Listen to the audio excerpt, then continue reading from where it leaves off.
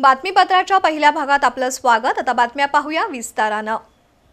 देवगड निपाणी रस्त्यावर सरवडे मांगेवाडी दरम्यान मंगळवारी रात्री 12:30च्या सुमारास भीषण अपघात झाला।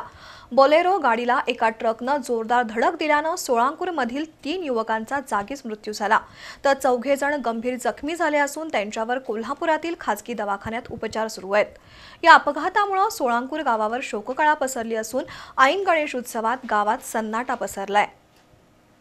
देवगड निपाणी राज्यमार्गावर सरवडे मांगेवाडी दरम्यान मंगळवारी रात्री 12:30च्या सुमारास भीषण अपघात झाला। कोकणातून चिरा घेऊन आलेल्या एका ट्रकनं बोलेरो गाडीला जोरदार धडक दिली।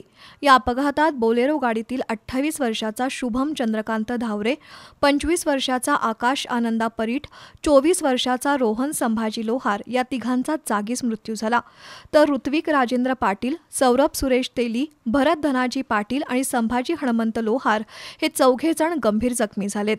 या अपघातात बोलेरो गाडीचा अक्षरशः चक्काचूर झालाय, तर घटनास्थळी रक्ताचा सडा पडला होता। रस्त्यावर सगळीकडे मृतदेहाचे तुकडे विखुरले होते।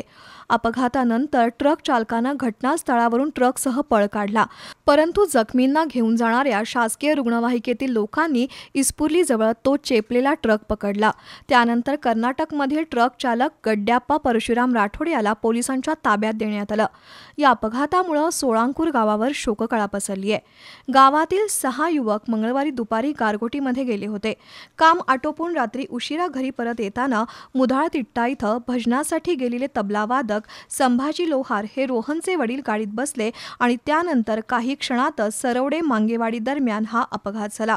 त्यातून 3 उमद्या तरुणांवर ऐन गणपती उत्सवात काळानं घाला घातला। पोलीस उपाधीक्षक आप्पासो पवार, पोलीस निरीक्षक संतोष गोरे, उपनिरीक्षक महेश गिरडीकर यांनी तातडीनं घटनास्थळी धाव घेऊन मयत तिघांचे मृतदेह ग्रामीण रुग्णालयात विच्छेदनासाठी पाठवले। आज सकाळी हे मृतदेह कुटुंबियांकडे सोपवण्यात आले। त्यावेळी मृत्यू झालेल्या तरुणांच्या नातेवाईकांनी फोडलेला हंबरडा हृदय पिळवटून टाकणारा होता। या अपघातात मृत्युमुखी पडलेले तिघेही तरुण अविवाहित होते। त्यांच्या आई आणि बहिणींनी केलेला आक्रोश पाहून सर्वांच्याच डोळ्यात पाणी आलं। शुभम, आकाश आणि रोहन हे तिघे जिवलग मित्र होते। त्यांच्या अकाली मृत्यूमुळे सोळांकूर गावात प्रचंड हळहळ व्यक्त होतीये। आज सोळांकूर गावातील सर्व व्यवहार बंद ठेवण्यात आले। ऐन गणेश उत्सवात घडलेल्या या दुर्घटनेमुळे गावात स्मशान शांतता आहे।